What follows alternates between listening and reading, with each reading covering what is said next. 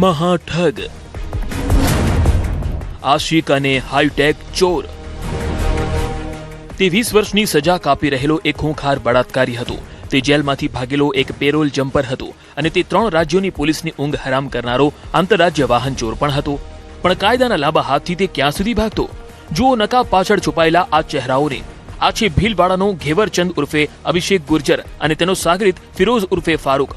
વર્ષ 2020માં પોક્સો અને બળાત્કારના કેસમાં 20 વર્ષની સજા પામ્યા બાદ વર્ષ 2024માં પિતાના મોતના બહાને અજમેર જેલમાંથી પેરોલ પર છૂટીને આ ઘેવરચંદે ખાખીને ખુલ્લી ચેલેન્જ આપી દીધી હતી.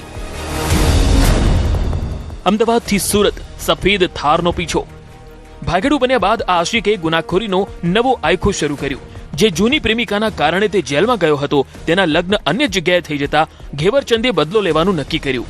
તારીખ 27 મે 2026ના રોજ અમદાવાદ રિંગ રોડ પરથી તેણે પોતાના સાગરીતો સાથે મળીને એ જ પરિણીતા મહિલાનું ફિલ્મી ઢબે અપહરણ કર્યું અને મહારાષ્ટ્રથી ચોરેલી સફેદ રંગની લક્ઝુરિયસ થાર ગાડીમાં ભાગી છૂટ્યો હતો. નેત્રમ સીસીટીવી અને હ્યુમન ઇન્ટેલિજન્સના આધારે જ્યારે સુરતની ઉત્તરાણ પોલીસને બાતમી મળી ત્યારે વરાછામાં માત્ર 1 જ કલાકની અંદર પોલીસે ખાખી ગેંગને ઘેરી લીધી. સુરત શહેરના ઉત્તરાણ પોલીસ સ્ટેશન ખાતે સફેદ ગાડી જે થાર છે તે જોવા મળેલ હોવાની હ્યુમન ઇન્ટેલિજન્સના આધારે માહિતી મળતા ઉત્તરાણ પોલીસ દ્વારા સ્થળ પર પહોંચી પિતાના મૃત્યુ અનુસંધાને પેરોલ પર છોડવામાં આવ્યો અને ત્યારથી 2024થી પેરોલ જમ્પ કરી નાસ્તો કરતો હતો. આ દરમિયાન રાજસ્થાન, હરિયાણા અને મહારાષ્ટ્ર સહિતના રાજ્યોમાં 20થી વધુ 4 વ્હીલ ગાડીઓની ચોરી પણ એણે કરેલી છે અને તે બાબતની તેણે સ્વીકારેલું છે.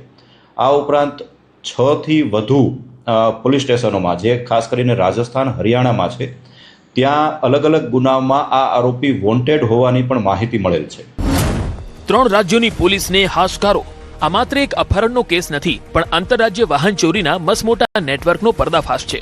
પોલીસ પૂછપરછમાં ખુલાસો થયો છે કે આ ગેંગે હરિયાણામાંથી સ્કોર્પિયો, રાજસ્થાનમાંથી ક્રેટા, i20 અને મહારાષ્ટ્રના પુણેમાંથી ટાટા હેરિયર અને સફારી જેવી 20થી વધુ મોંઘીદાટ ગાડીઓ ચોરી કરી હતી. રાજસ્થાનની એક મહિલા સાથે જૂના સંબંધો પોતાને પસંદ હોવાનું માની અને એ મહિલાનું અપહરણ કરેલું. તેના અનુસંધાને દાખલ થયેલ ફરિયાદ અને આરોપી પકડાતા તેને 20 વર્ષની જેલની સજા થયેલ. આ જ મહિલા નો લગ્ન તેના પરિવાર દ્વારા કરાવતા આરોપી પેરોલ જમ્પ કરી ફરીથી આ જ મહિલાને ધાકધમકી અને તેના પરિવારને ધમકી આપી અને જે ભોગ બનનાર મહિલા છે તેનું ફરીથી અપહરણ કરી અને ભાગી ગયેલ. હાલ તો પોલીસે અપહરણનો ભોગ બનનારી મહિલાને સહી સલામત મુક્ત કરાવી તેના પરિવારને સોંપી દીધી છે અને આ ખતરનાક આંતરરાજ્ય ગુનેગારોને કસ્ટડીમાં સોંપવા અમદાવાદ અને રાજસ્થાન પોલીસને જાણ કરી આગળની કાર્યવાહી તેજ કરી છે.